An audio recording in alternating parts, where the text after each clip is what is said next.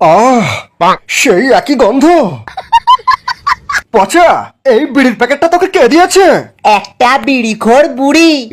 বিড়িখোর বুড়ি? তার মানে আমার মা। এটা এটা মায়ের হাতের তৈরি বিড়ি। একই বিড়ি অন্যজনও তৈরি করতে পারে। নানন্দা, তুমি হয়তো জানো না, আমি কতদিন পরে এই বিড়িটা খেয়ে পেট ঝেড়ে হয়ে গেছি। মা, তুমি আর বাবা যখন হানিমুনে গিয়েছিলে তখন একটু খৈনি কিনতে গিয়ে আমার বাবা সিঁড়ি থেকে পা ফসকে পড়ে গিয়ে সেই জায়গায় চোট খেয়েছিল। এ কথা তুমি জানলে কেমন করে? কাল রাতে বাবা আমার স্বপ্নে এসে বলে গেছেন, আরো বলে গেছেন বাবা আমার হওয়ার জন্য পাড়ার সমস্ত বিড়িখোরদেরকে একটা করে শান্তি বিড়ির প্যাকেট কিনে দেওয়ার মানত করেছিলেন, কিন্তু বাবা তা দেননি। এখন এই বিড়িখোরগুলো আমাদেরকে শ্রাপ দিয়েছে, বলেছে এই রাজমহলে সবার পায়খানা বন্ধ হয়ে যাবে, বুকে গ্যাস উঠে সবাই মারা যাবে।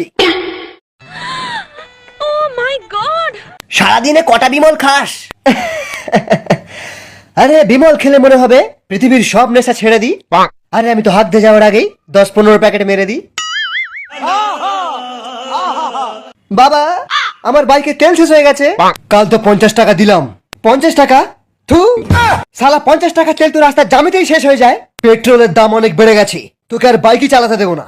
আরে দরকার নেই তোমার বাইকের, আজ থেকে আমি টোটো কিনে চালাবো, নিজের টাকায় বাইক কিনবো।